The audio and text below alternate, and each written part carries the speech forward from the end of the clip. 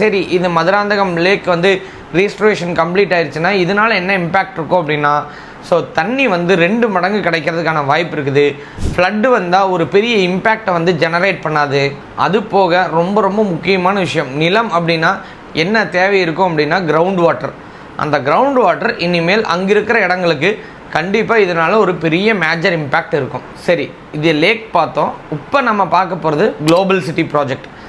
அது என்ன global city project அப்படின்னா, தமிழ்நாடு கவர்மெண்ட் அனௌன்ஸ் பண்ணியிருக்காங்க 2000 ஏக்கர்ஸில் ஒரு குளோபல் சிட்டி ப்ராஜெக்டாக வந்து மதுராந்தகத்தை டிசைட் பண்ணி நாங்கள் வந்து டெவலப் பண்ண போகிறோம் அப்படின்னு சொல்லியிருக்காங்க.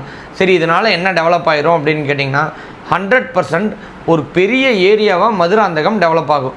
சரி, அதில் அப்படி டெவலப் ஆச்சுன்னா என்ன வரும் அப்படின்னா, ஐடி ஹப் இருக்கிற ஏரியாவாக கன்வெர்ட் ஆகும். ஸ்கூல்ஸ் அண்ட் காலேஜஸ், ஹாஸ்பிட்டல்ஸ், இந்த மாதிரி மேஜராக இருக்கிற அத்தனையுமே கன்வெர்ட் ஆகும். அவங்க சொன்னக்கூடிய ஒரே ஒரு விஷயம் என்ன அப்படின்னா, 15 நிமிஷத்துக்குள்ளே அவங்களுக்கு எல்லா இடமுமே ரீச் ஆகிற மாதிரி ஒரு சிட்டியாக இருக்கட்டும். இப்போ நான் மதுராந்தகத்தில் இடம் வச்சுருக்கிறேன், இல்லை வீடு வச்சுருக்கிறேன் அப்படின்னா, அங்கேருந்து ஒரு ஸ்கூலுக்கோ ஒரு ஹாஸ்பிட்டலுக்கோ வந்து ஒரு 15 மினிட்ஸில் நான் ரீச் ஆகிற மாதிரி ஸ்கீம் தான் இந்த ப்ராஜெக்ட் அப்படின்னு சொல்லி தமிழ்நாடு கவர்மெண்ட் சொல்லியிருக்கிறாங்க.